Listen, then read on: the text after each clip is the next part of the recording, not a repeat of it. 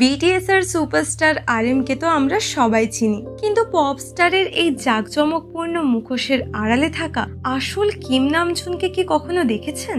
বেলা ফ্রয়েডের সাথে এই বিশেষ আড্ডায় আরএম নিজের জীবনকে তুলনা করেছেন এক অদ্ভুত রূপকের সাথে।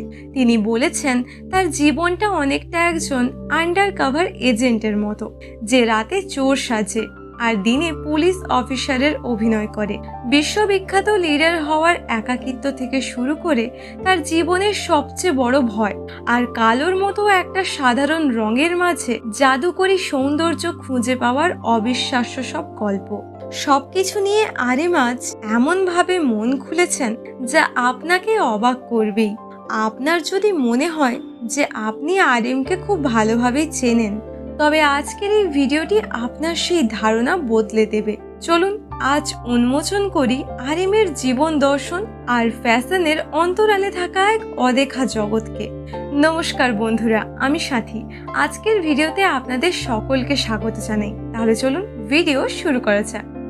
ফ্যাশন নিউরোসিস পডকাস্টে আরএমের এই চমৎকার ইন্টারভিউটি শুরু হয় খুব মিষ্টি একটা মুহূর্ত দিয়ে। ভিডিওর শুরুতেই আমরা দেখি বেলা ফ্রয়েড আরএমকে তার স্টুডিওতে স্বাগত জানাচ্ছেন। আরএম ভেতরে ঢুকেই খুব সহজভাবে জানান যে জায়গাটা তার কাছে খুব আরামদায়ক বা কমফোর্টেবল মনে হচ্ছে। এরপরই বেলা আরএমের আজকের লুক বা পোশাক নিয়ে প্রশ্ন করেন।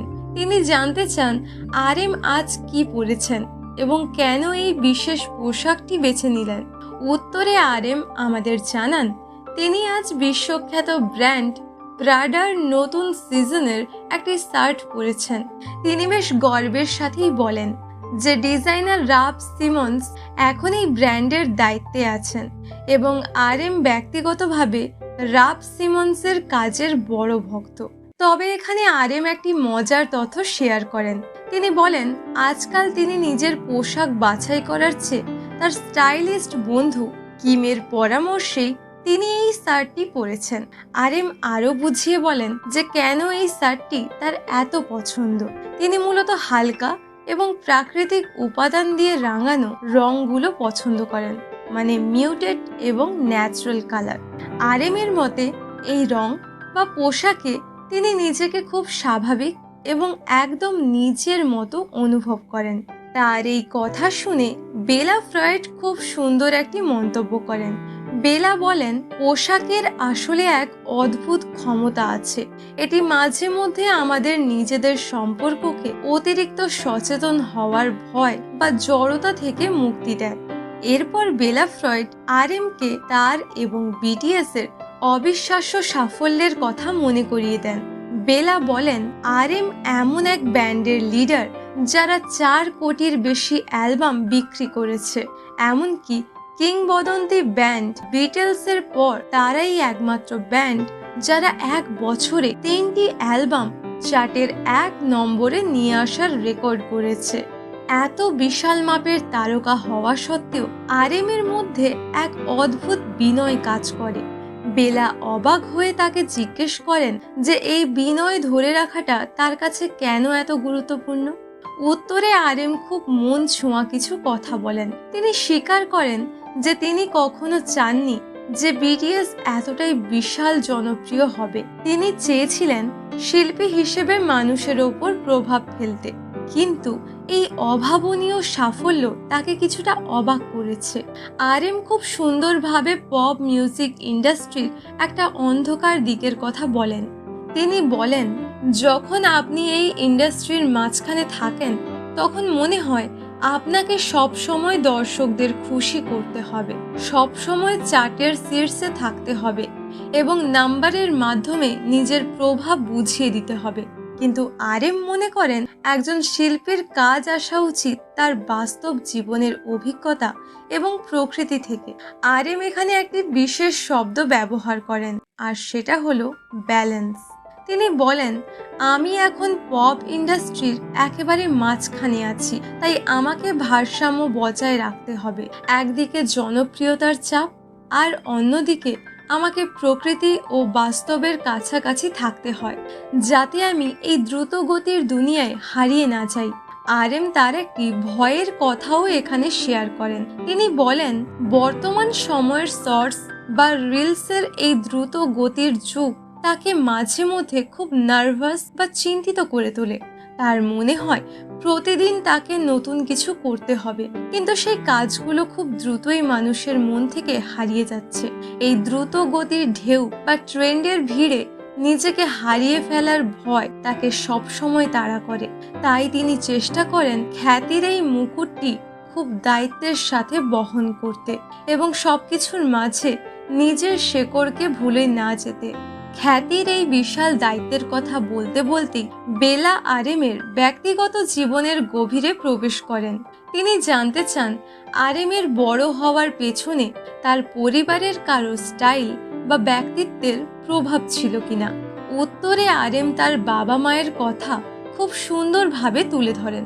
তিনি জানান তার বাবা আসলে একজন কার্টুনিস্ট বা কার্টুন শিল্পী হতে চেয়েছিলেন, কিন্তু সেই সময় দক্ষিণ কোরিয়ার অর্থনৈতিক অবস্থা খুব একটা ভালো ছিল না এবং তারা বেশ গরিব ছিলেন। তাই আরএমের দাদি তার বাবাকে এই পেশায় যেতে বাধা দেন। বাবার মনে নিজের স্বপ্ন পূরণ করতে না পারার একটা আক্ষেপ সবসময় ছিল, আর সেই কারণেই আরএম যখন মিউজিক করার সিদ্ধান্ত নেন তার বাবা তাকে পূর্ণ সমর্থন দিয়েছিলেন, কারণ তিনি চেয়েছিলেন তার ছেলে যেন নিজের মনের কথা শুনতে পারে। অন্যদিকে আরএমের মা ছিলেন একজন শিক্ষিকা। মায়ের চিন্তাধারা ছিল বাবার থেকে ঠিক উল্টো। তিনি আরএমকে সবসময় একটি স্থিতিশীল এবং নিরাপদ জীবন গড়ার পরামর্শ দিতেন। তিনি চাইতেন না আরএম খুব বেশি ঝুঁকি নিক। আরএম এখানে একটি চমৎকার উদাহরণ দেন। তিনি বলেন, আমি ছিলাম ঘড়ির সেই ছোট কাঁটার মতো যে একবার বাবার ইচ্ছার দিকে যেত তো পরক্ষণেই মায়ের সতর্কবার্তার দিকে ফিরে আসতো। বাবার সেই অদম্য স্বপ্ন আর মায়ের দেওয়া নিয়ম শৃঙ্খলার এই টানাপোড়েনের মাঝেই আরএম তার জীবনের সবচেয়ে বড় শিক্ষাটি পেয়েছেন, আর তা হলো ভারসাম্য। আরএম কৃতজ্ঞতার সাথে স্বীকার করেন যে তার বাবা মা তাকে এই ভারসাম্য বজায় রেখে বড় হতে শিখিয়েছেন এবং তারা সত্যিই দারুণ মানুষ ছিলেন। এভাবেই বাবা মায়ের দেওয়া সেই ভারসাম্য আরএমের শিল্পী সত্তার মূল ভিত্তি হয়ে দাঁড়িয়েছে, যা তাকে আজও মাটির কাছাকাছি থাকতে সাহায্য করে।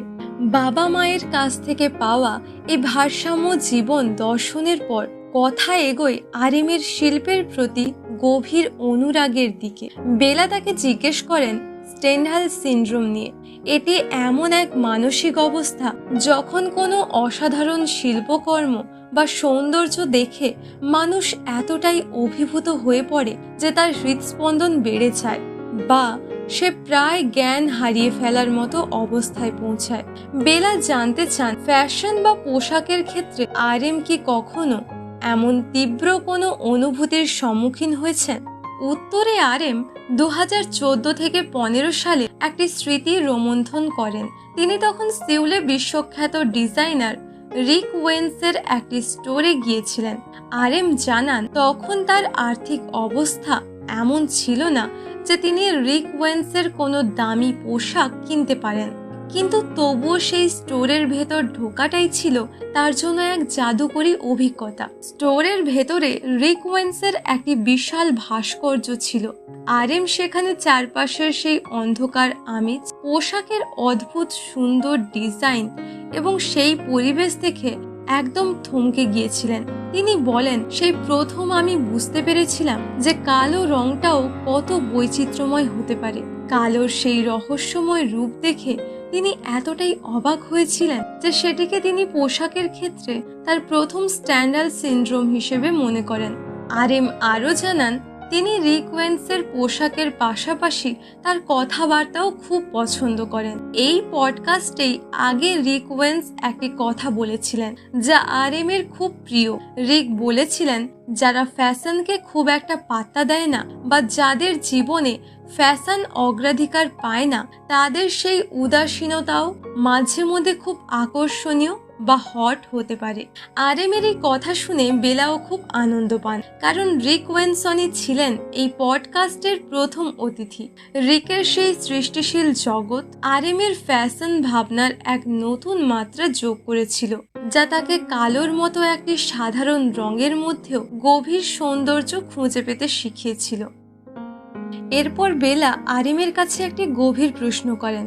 তিনি জানতে চান, এত অল্প বয়স থেকে সারাক্ষণ সবার চোখের সামনে বা স্পটলাইটে থাকতে থাকতে আরএম কি তার পোশাকের মাধ্যমে নিজের পরিচয় লুকিয়ে রাখতে চান নাকি প্রকাশ করতে চান?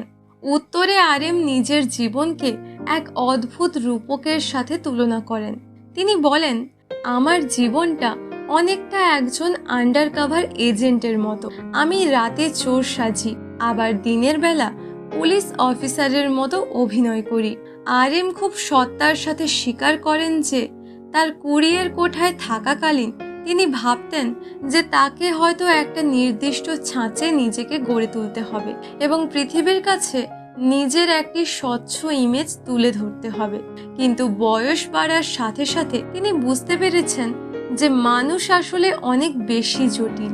মানুষের মধ্যে সবসময় এক ধরনের স্ববিরোধিতা এবং দ্বৈত সত্তা কাজ করে।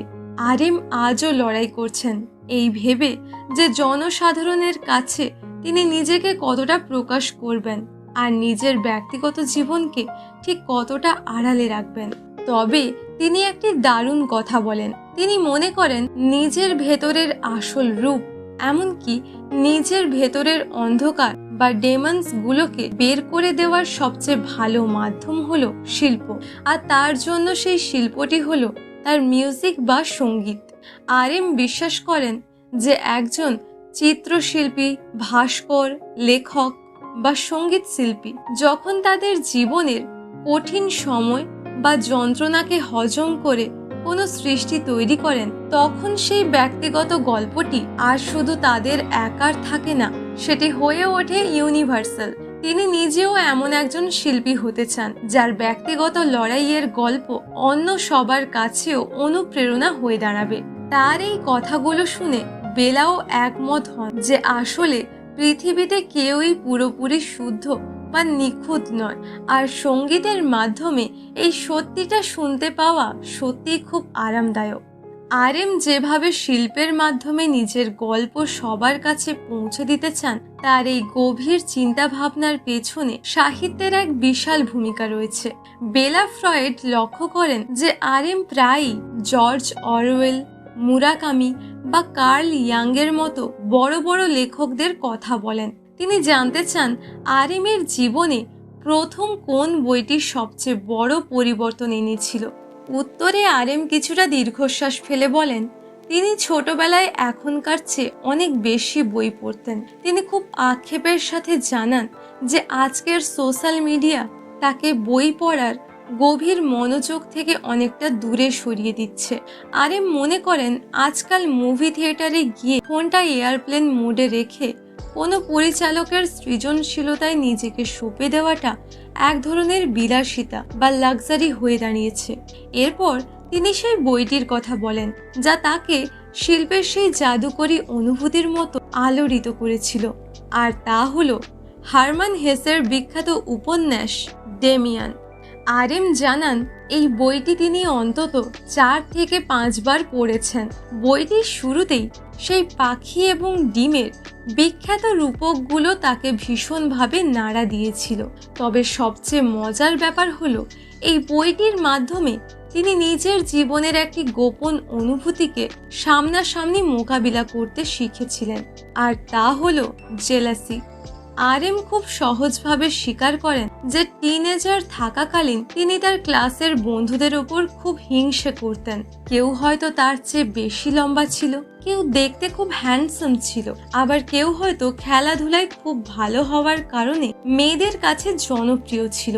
ডেমিয়ান বইটি পড়ার সময় তিনি বুঝতে পারেন যে ঈর্ষা বা প্রতিযোগিতার এই অনুভূতিগুলো আসলে খুব খারাপ কিছু নয়, বরং এটি নিজেকে চেনার এবং বড় হওয়ার একটা স্বাভাবিক প্রক্রিয়া। আরএমের এই পড়ার অভ্যেসটা গড়ে তোলার পেছনে তার বাবা মায়ের এক বিশাল অবদান রয়েছে। তারা ছোটবেলায় প্রতি সপ্তাহান্তে আরএমকে শহরের লাইব্রেরিতে নিয়ে যেতেন। আরএম মনে করেন একজন বাবা মা তার সন্তানের জন্য এর চেয়ে ভালো আর কোনো উপহার দিতে পারেন না। এভাবেই লাইব্রেরির সেই সব বইয়ের মাধ্যমে তিনি জীবনের অনেক কঠিন প্রশ্নের উত্তর খুব স্বাভাবিকভাবে খুঁজে পেয়েছিলেন। বইয়ের পাতা থেকে নেওয়া সেই জীবনবোধ আরএমকে সাহায্য করেছে এক বিশাল দায়িত্ব সামলাতে, আর তা হলো পৃথিবীর অন্যতম জনপ্রিয় ব্যান্ড বিটিএস এর নেতৃত্ব দেওয়া। বেলা ফ্রয়েড লক্ষ্য করেন যে আরএমের মধ্যে নেতৃত্বের এক ধরনের গাম্ভীর্য এবং সচেতনতা কাজ করে। তিনি জানতে চান এই লিডার হওয়ার পেছনে যে একাকিত্ব আর দায়িত্ব থাকে সেটি আরএম কিভাবে সামলান। উত্তরে আরএম খুব মন খুলে নিজের অভিজ্ঞতার কথা বলেন।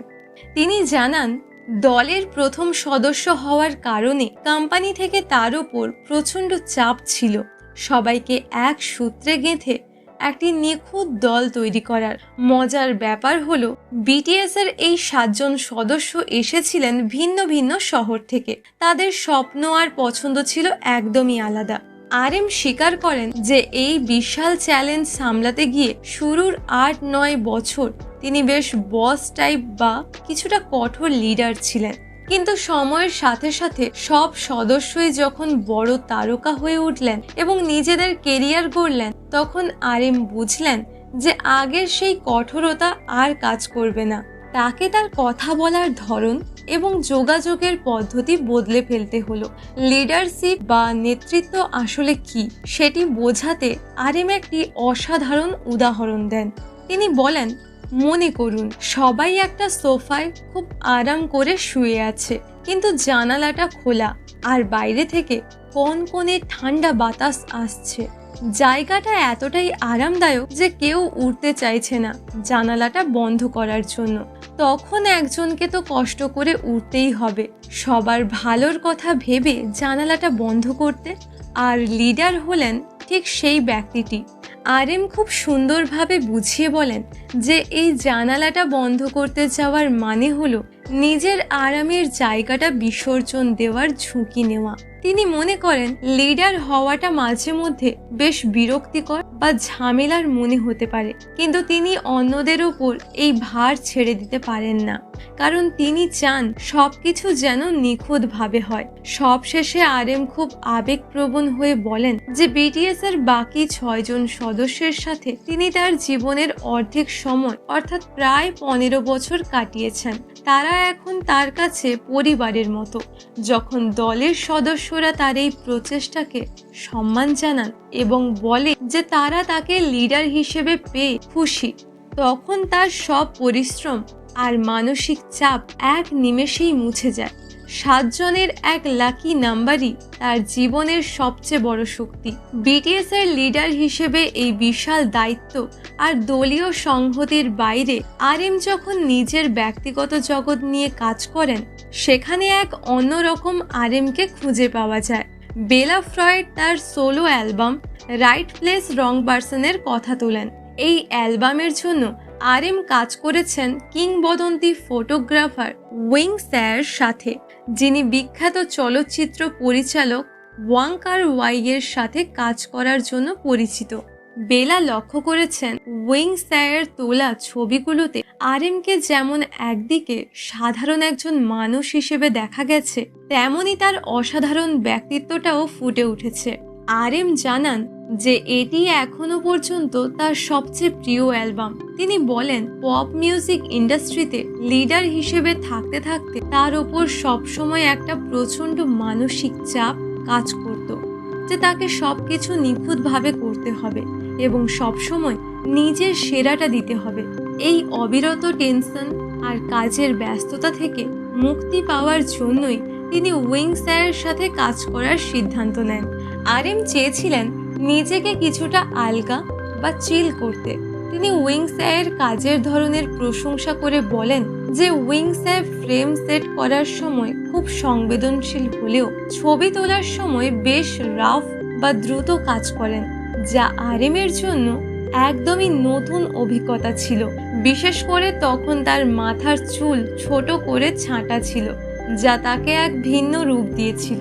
অ্যালবামের শুটিং হয়েছিল একটি পুরনো পরিত্যক্ত হোটেলের পেছনের ঘরে। আরএম অ্যালবামের নামটির এক গভীর ব্যাখ্যা দেন। তিনি মনে করেন, আজকের যুগে আমরা অনেকেই মাঝে মধ্যে অনুভব করি যে আমরা হয়তো সঠিক জায়গায় ভুল মানুষ, অথবা ভুল জায়গায় সঠিক মানুষ, মানে right person in a wrong place. কোনো অফিসে বা মানুষের ভিড়ে নিজেকে একা বা আউটসাইডার মনে হওয়াটা আজকের দিনের এক বড় বাস্তবতা। ডিজিটাল মিডিয়ার মাধ্যমে মানুষ একে অপরের সাথে অনেক বেশি যুক্ত হলেও মানুষের একাকিত্ব আর বিষণ্ণতা আসলে দিন দিন বেড়েই চলেছে। আরএম তার এই অ্যালবামের বিষণ্ণ মেজাজ আর শৈল্পিক আবহের মাধ্যমে মানুষের সেই নীরব হাহাকার আর আত্মজিজ্ঞাসাকেই তুলে ধরতে চেয়েছেন। মানুষের একাকিত্ব আর মনের জটিল অনুভূতির এই শৈল্পিক বহিঃপ্রকাশের পর বেলা ফ্রয়েড আরএমের বিচিত্র পছন্দ নিয়ে কথা বলেন। তিনি লক্ষ্য করেছেন যে আরএমের ইনস্টাগ্রামে কিম গর্ডনের মতো শিল্পীর গান বাজছে। কিম গর্ডনকে আরএম পৃথিবীর সবচেয়ে কুল বা দারুণ একজন মানুষ হিসেবে মনে করেন। বেলা তখন আরএমের কাছে জানতে চান যে কিম গার্ডেনের গানের সেই টান টান উত্তেজনা আর পাঙ্ক মিউজিকের ছোঁয়া যদি কোরিয়ান কোনো শিল্পীর মধ্যে খুঁজতে হয় তবে তিনি কার নাম বলবেন। উত্তরে আরএম খুব উৎসাহের সাথে দুটি নাম বলেন। একটি হলো কোরিয়ান ব্যান্ড নো ব্রেন, যাদের নাম শুনলেই তাদের গানের শক্তি বোঝা যায়। আর দ্বিতীয় নামটি হলো কোরিয়ান সঙ্গীতের কিংবদন্তি কিম চ্যাং ওয়ান। আরএম তাকে কোরিয়ার কিম গার্ডেন বা কোরিয়ার সনিক ইউথ হিসেবে বর্ণনা করেন। তার মতে কিম চ্যাং ওয়ান এবং তার ব্যান্ড সানু লোরিমের গানগুলো বেশ সাইকেডেলিক এবং কোরিয়ান মিউজিক ইতিহাসের সেরা সৃষ্টির মধ্যে একটি। সঙ্গীতের পাশাপাশি আরএমের সূক্ষ্ম রুচিবোধ ফুটে ওঠে চিত্রকর্ম আর ভাস্কর্যের প্রতি তার অনুরাগে। বেলা জানান যে আরএমের বাড়িতে কোরিয়ান শিল্পীর এক বিশাল সংগ্রহ রয়েছে এবং তিনি ফিলিপ গাস্টন বা জিয়াকোমেত্তির মতো বিশ্ববরেণ্য শিল্পীদের কাজ পছন্দ করেন। আরএম এখানে খুব মজার একটি গল্প শেয়ার করেন যে কিভাবে তার এই আর্ট মিউজিয়ামে যাওয়ার ঝোঁক শুরু হলো। ঘটনাটি ছিল 2018 সালের। তখন বিটিএস ওয়ার্ল্ড ট্যুরে ছিল। আরএম জানান যে ট্যুরের সময় ভক্তদের ভিড়ের কারণে তাদের বাইরে বের হওয়া খুব কঠিন ছিল। ঘরে বসে গেম খেলা বা শপিং করা ছাড়া আর কিছুই করার ছিল না এবং আরএম বেশ বোর ফিল করছিলেন। তখন আমাদের ভি তাকে হুট করে প্রস্তাব দেন মিউজিয়ামে যাওয়ার জন্য। প্রথমে আরএম ভেবেছিলেন মিউজিয়াম মানেই খুব বোরিং কিছু, কিন্তু সেখানে গিয়ে তিনি যখন মোনেট, ভ্যান গগ কিংবা সোরার আসল পেইন্টিংগুলো সামনাসামনি দেখলেন তখন তার পুরো ধারণা বদলে গেল। আরএম মনে করেন ইমপ্রেশনিজম হলো সাধারণ মানুষের জন্য শিল্পের জগতে ঢোকার সবচেয়ে বড় দরজা। এরপর থেকে তিনি শিল্পের গভীরে আরও বেশি প্রবেশ করতে শুরু করেন এবং তার রুচি আরও পরিপক্ক হতে থাকে। তিনি উগো রন্ডিননের রঙিন পাথরের ভাস্কর্যের কথা উল্লেখ করে বলেন যে এই ধরনের শিল্পকর্ম পৃথিবীর প্রতি আমাদের দেখার দৃষ্টিভঙ্গি বদলে দেয়। এখন পাহাড়ে বা প্রকৃতির মাঝে আসল পাথর দেখলেও তার মনে হয় সেখানে শিল্পের এক অদ্ভুত ছোঁয়া মিশে আছে। চিত্রকর্ম আর ভাস্কর্যের প্রতি এই গভীর অনুরাগ আরএমের ব্যক্তিগত রুচিকেও বদলে দিয়েছে। এরপর বেলা ফ্রয়েড আরএমের বিখ্যাত এয়ারপোর্ট ফ্যাশন নিয়ে কথা বলেন। কোরিয়ান তারকাদের কাছে এয়ারপোর্ট ফ্যাশন বেশ গুরুত্বপূর্ণ, কারণ সেখানে সবসময় ভক্ত আর ক্যামেরার নজর থাকে।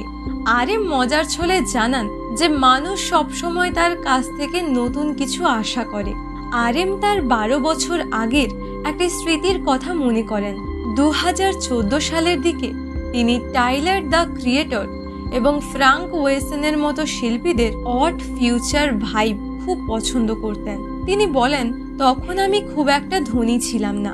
আমি একটা গল্ফ ওয়াং টি শার্ট কিনেছিলাম যেটাতে ডোনা ডাকা ছিল, সাথে পরেছিলাম গোলাপি রঙের মোজা। আর ফিরে তাকালে সেই সাজ পোশাক তার কাছে কিছুটা হাস্যকর মনে হয়, কিন্তু তবুও তিনি সেটা ভালোবাসেন, কারণ সেই ডোনার টি শার্ট আর গোলাপি মোজা তাকে তার ফেলে আসা সেই সহজ সরল আর শুদ্ধ সময়ের কথা মনে করিয়ে দেয়। ফ্যাশন নিয়ে আরএম একটি দারুণ উপলব্ধি শেয়ার করেন। মাঝে মধ্যে আমরা কোনো কিছু খুব বেশি ঘৃণা করতে করতে অবচেতনভাবে সেটাকেই ভালোবাসতে শুরু করি। আরএমের সেই গোলাপি মোজা ছিল ঠিক তেমনই একটি বিষয়।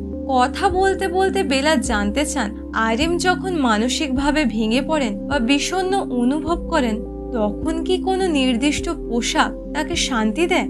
উত্তরে আরএম কোরিয়ান একটি শব্দের উল্লেখ করেন যার অর্থ হলো হিলস বা আশ্রয়স্থল।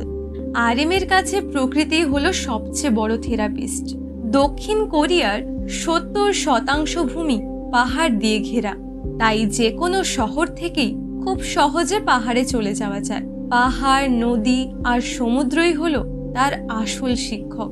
পোশাকের চেয়েও মানুষের সাথে সম্পর্কের গুরুত্ব আরএমের কাছে বেশি। তিনি খুব সততার সাথে স্বীকার করেন যে তিনি মাঝে মধ্যে একা থাকতে বেশ কষ্ট পান। তার সবসময় মনে হয় কারো সাথে কথা বলা দরকার বা কোথাও ঘুরতে যাওয়া প্রয়োজন। পরিবার, বন্ধু, সঙ্গীত, স্থাপত্য আর বই, এই সব কিছুই হলো তার সেই হিলস বা আশ্রয়স্থল যার উপর ভর করে তিনি টিকে আছেন। আরএম মনে করেন সত্যিকারের শক্তিশালী হওয়া মানেই হলো নিজের দুর্বলতা আর খামতিগুলোকে স্বীকার করা। দক্ষিণ কোরিয়ার মতো একটি তীব্র প্রতিযোগিতামূলক দেশে বড় হতে গিয়ে তিনি নিজেকে প্রতিনিয়ত ধাক্কা দিয়েছেন, ঠিক যেমন বিখ্যাত শিল্পী জিয়া কোমেত্তি তার কাজের জন্য নিজেকে প্রতিনিয়ত যন্ত্রণার মধ্যে দিয়ে নিয়ে যেতেন। আরএমের এই জীবন দর্শন তাকে যেমন একজন বড় তারকা বানিয়েছে, তেমনি তাকে মাটির কাছাকাছি একজন রক্ত মাংসের মানুষ হিসেবেও টিকিয়ে রেখেছে। নিজের দুর্বলতাগুলোকে স্বীকার করার এই মানসিক শক্তি আরএমের শিল্পী সত্তাকে এক অনন্য উচ্চতায় নিয়ে গেছে। এরপর বেলা ফ্রয়েড বিটিএস এর নতুন অ্যালবাম আরিরাঙের কভারের প্রসঙ্গটি তোলেন। তিনি লক্ষ্য করেন যে অ্যালবামের কভারে দলের সদস্যরা খুব মার্জিত এবং আভিজাত্যপূর্ণ স্যুট পরে আছেন, যা ফ্যাশনের ভাষায় বেশ সাবটাল বা সূক্ষ্ম। বেলা জানতে চান, এই সূক্ষ্মতাই কি বর্তমানে আরএমের মানসিক অবস্থার প্রতিফলন? উত্তরে আরএম খুব চমৎকার একটি কথা বলেন। তিনি জানান যে এই সূক্ষ্মতা আসলে তাদের ভেতরের দ্বিধা আর বিভ্রান্তি থেকেই এসেছে। তারা যখন অ্যালবামটি নিয়ে কাজ করছিলেন তখন দলের সদস্যদের মধ্যে নানা ধরনের চিন্তার সংঘাত চলছিল। আরএম বলেন, আমরা খুব বিভ্রান্ত ছিলাম এবং কোনো নির্দিষ্ট সিদ্ধান্তে পৌঁছাতে পারছিলাম না। এই সংঘাত আর অস্থিরতা থেকেই ফ্যাশনের এই সূক্ষ্ম রূপটি বেরিয়ে এসেছে। তিনি মনে করেন 2026 সালে দাঁড়িয়ে তিনি নিজেকে খুব সরাসরি প্রকাশ করতে চাইলেও সবসময় সফল হন না, আর সেই অপূর্ণতাটাই তার স্টাইলে এক গভীরতা যোগ করে। ফ্যাশনের এই সূক্ষ্মতার পাশাপাশি আরএমের জীবনে আরেকটি গুরুত্বপূর্ণ দিক হলো তার কঠোর আত্মশাসন বা সেলফ ডিসিপ্লিন। বেলা তার এই অদম্য মানসিক শক্তির প্রশংসা করলে আরএম মজা করে বলেন, মাঝে মধ্যে আমি নিজের কাছেই একজন কন্ট্রোল ফ্রিক হয়ে যাই। তিনি নিজেকে সবসময় আদেশ দেন যে কোনোভাবেই অলস হওয়া যাবে না। দীর্ঘ 7 বছর পর কোভিডের বাধা কাটিয়ে এবং মিলিটারি সার্ভিস শেষ করে বিটিএস আবার ট্যুরে ফিরেছে। আরএমের কাছে ট্যুর মানেই হলো একজন সঙ্গীত শিল্পীর পূর্ণতা পাওয়ার জায়গা, যেখানে গান, নাচ আর ভক্তদের ভালোবাসা সব মিলেমিশে একাকার হয়ে যায়। ট্যুরের সময় আরএম প্রচণ্ড ক্লান্ত থাকলেও নিজেকে থামিয়ে রাখেন না। যেমন লন্ডনে থাকাকালীন তিনি তার পায়ের ব্যথা উপেক্ষা করেও হেওয়ার্ড গ্যালারিতে অনিস কাপুরের প্রদর্শনী দেখতে যাওয়ার পরিকল্পনা করেন। তার মনের ভেতর সবসময় একটা দ্বন্দ্ব চলে।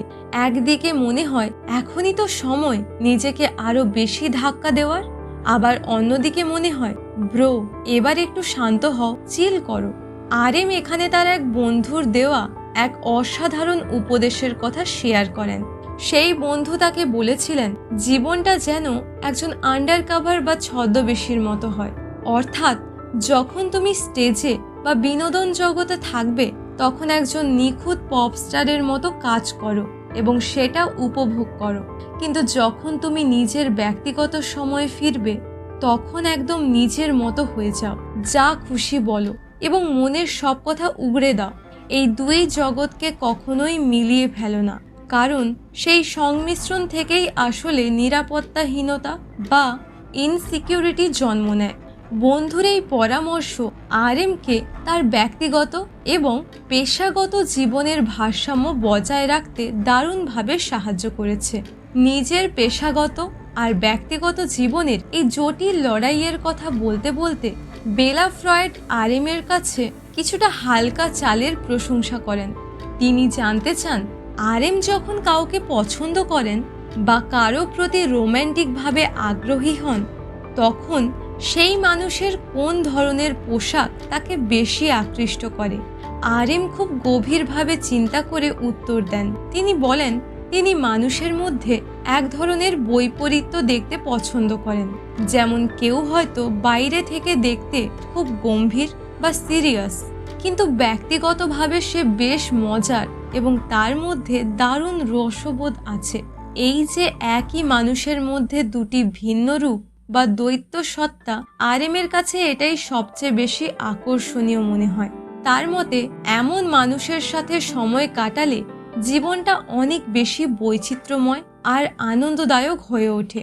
বেলা তখন মজা করে জিজ্ঞেস করেন যদি তোমার পছন্দের মানুষ এমন কিছু পরে যা তোমার একদমই পছন্দ নয়, তবে কি তার প্রতি তোমার আকর্ষণ কমে যায়?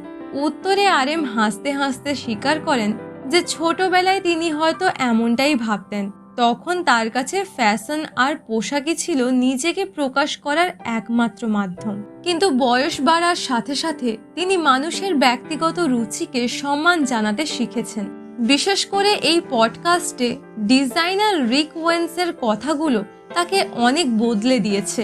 আরএম এখন মনে করেন ফ্যাশন বা পোশাক মানুষের একান্ত নিজস্ব বিষয়, তবে তিনি একটি বাস্তব কথা মনে করিয়ে দেন, মানুষ খুব স্বাভাবিকভাবেই একে অপরকে পোশাক দেখে বিচার করে, যদিও কেউই চায় না যে তাকে সহজে কেউ বিচার করুক।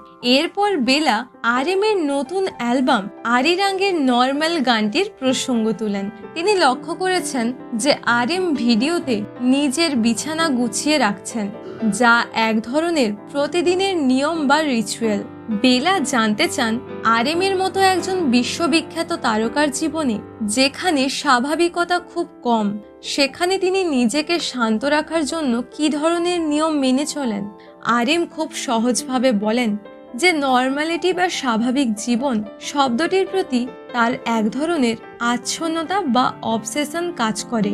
তিনি সবসময় চান একজন সাধারণ মানুষের মতো জীবন কাটাতে, কিন্তু তিনি একটি অদ্ভুত সত্য উপলব্ধি করেছেন, তিনি যতই স্বাভাবিক হওয়ার জন্য মরিয়া হয়ে ওঠেন, স্বাভাবিকতা যেন ততটাই তার থেকে দূরে পালিয়ে যায়। আরএম বলেন আমার জীবনটা আসলে খুব অদ্ভুত বা স্বাভাবিক, তাই এখন আমি জোর করে স্বাভাবিক হওয়ার চেষ্টা ছেড়ে দিয়েছি। তিনি এখন চেষ্টা করেন মানুষের নজর থেকে দূরে নিজের ব্যক্তিগত সময়টুকুকে একান্ত নিজের মতো করে কাটাতে। এই স্বাভাবিক হওয়ার চিন্তা থেকে মুক্তি পাওয়াটাই এখন তার কাছে সবচেয়ে বড় শান্তি। স্বাভাবিক জীবনের সেই আকাঙ্ক্ষা আর সংগ্রামের সুর ফুটে উঠেছে বিটিএস এর নতুন অ্যালবাম আরিরাঙ্গে। বেলা ফ্রয়েড এই অ্যালবামের হোলিগ্যান গানটির বিশেষ প্রশংসা করেন। তিনি লক্ষ্য করেছেন গানটিতে এক ধরনের ধাতব বা প্রাচীন তলোয়ারের যুদ্ধের মতো শব্দ শোনা যায়। বেলা জানতে চান আরএম কিভাবে এত বিচিত্র সব সুরকে এক সুতোয় বেঁধে এত চমৎকার একটি গান তৈরি করলেন। উত্তরে আরএম খুব কৃতজ্ঞতার সাথে তার সহকর্মী আর বন্ধুদের কথা স্মরণ করেন। তিনি জানান এই অ্যালবামটির জন্য তারা লস অ্যাঞ্জেলাসে প্রায় 3-4 মাস সময় কাটিয়েছে। হোলিগ্যান গানটি প্রডিউস করেছেন বিশ্বখ্যাত সাউন্ড মেকার এল গুইঞ্চো, যিনি রোসালিয়ার মতো শিল্পীদের সাথে কাজ করেছেন। আরএম খুব বিনয়ের সাথে বলেন যে এই অ্যালবামে তার অবদান আসলে খুব সামান্য। তিনি গর্বের সাথে জানান যে দলের সদস্য জাংকুক এবং জেহোভ গানের চমৎকার সব সুর এবং হুলিগ্যান নামটি খুঁজে বের করেছেন। আরএম মনে করেন বিটিএস এর প্রতিটি সদস্য এখন ব্যক্তিগতভাবে অনেক পরিণত হয়েছে। তারা প্রত্যেকেই এখন নিজ নিজ সোলো ক্যারিয়ারের মাধ্যমে অনেক কিছু শিখেছে, যা পুরো দলের মিউজিককে আরও সমৃদ্ধ করছে। দলের সদস্যদের ওপর তার এই অগাধ বিশ্বাস আর নির্ভরযোগ্যতাই যেন বিটিএসকে আজও অজেয় করে রেখেছে। পডকাস্টের একদম শেষ পর্যায়ে বেলা ফ্রয়েড আরএমকে আন্তরিকভাবে ধন্যবাদ জানান। বেলা মুগ্ধ হয়ে বলেন যে আরএম এর মিউজিকের মধ্যে এক জাদুকরী ক্ষমতা আছে, যা সব বয়সের মানুষকে স্পর্শ করতে পারে। তিনি আরএম এর নেতৃত্বের প্রতি শ্রদ্ধা জানিয়ে বলেন যে আরএম এর এই সততা আর গভীর চিন্তা ভাবনাই তাকে একজন সত্যিকারের বড় নেতায় পরিণত করেছে। উত্তরে আরএম জানান যে এটিই ছিল তার জীবনের প্রথম কোনো পডকাস্ট অভিজ্ঞতা। তিনি এর আগে হাজার হাজার ইন্টারভিউ দিয়েছেন ঠিকই, কিন্তু বেলার বাড়িতে বসে এমন ঘরোয়া আর অন্তরঙ্গ পরিবেশে কথা বলতে পেরে তিনি সত্যি আপ্লুত। আরএম এই ইন্টারভিউটিকে তার জীবনের অন্যতম গভীর এবং আনন্দদায়ক কথোপকথন হিসেবে বর্ণনা করেন। 2 হাত দিয়ে থামস আপ দেখিয়ে আর এক গাল হাসি নিয়ে আরএম বিদায় জানায়। তো বন্ধুরা, আরএম এর এই পুরো ইন্টারভিউটি থেকে আমরা বুঝতে পারি যে একজন বিশ্বখ্যাত সুপারস্টার হওয়ার চেয়েও তার কাছে একজন শিল্পী হওয়া এবং নিজের ভেতরের মানুষটাকে বাঁচিয়ে রাখা অনেক বেশি গুরুত্বপূর্ণ। আশা করি আরএম এর এই জীবন দর্শন আপনাদের ভালো লেগেছে। তো বন্ধুরা, এই ইন্টারভিউর কোন অংশটা আপনাদের বেশি ভালো লেগেছে সেটা কমেন্টে জানাতে ভুলবেন না। আর ভিডিওটি ভালো লাগলে লাইক দেবেন এবং হাইপ দিতে ভুলবেন না। সবাই ভালো থেকো, সুস্থ থেকো। দেখা হচ্ছে পরের ভিডিওতে। বাই।